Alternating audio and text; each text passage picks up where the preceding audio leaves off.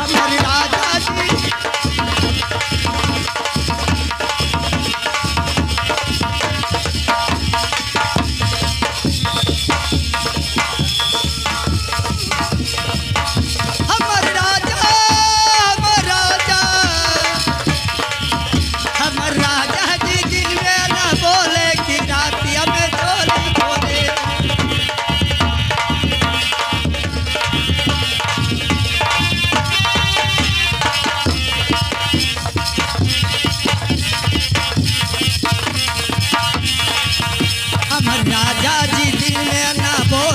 रातिया में चोली खोले।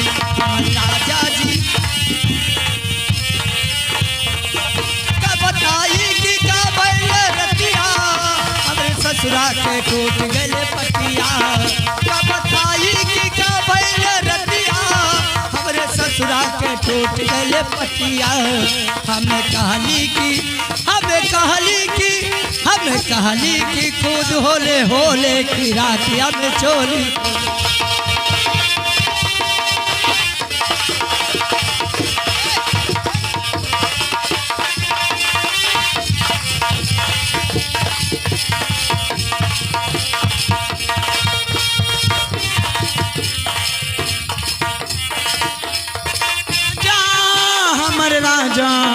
हमारे राजा जी हमारे राजा जी दिन में ना बोले के रातिया में चोली खोले।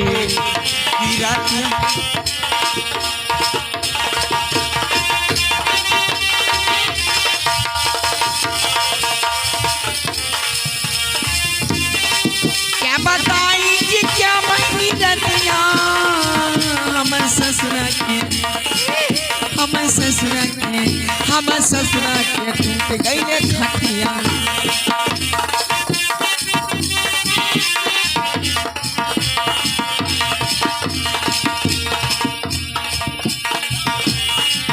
का बताई कि का भैले रतिया।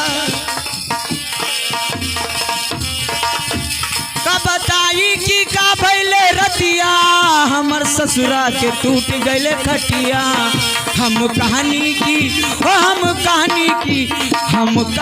की कुदा होले होले के रातिया में चोली खोले। की रातिया में चोली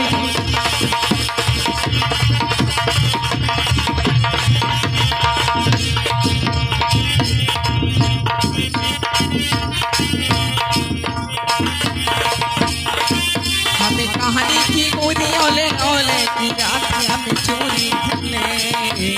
रातिया में चोली खोले। हमें कहानी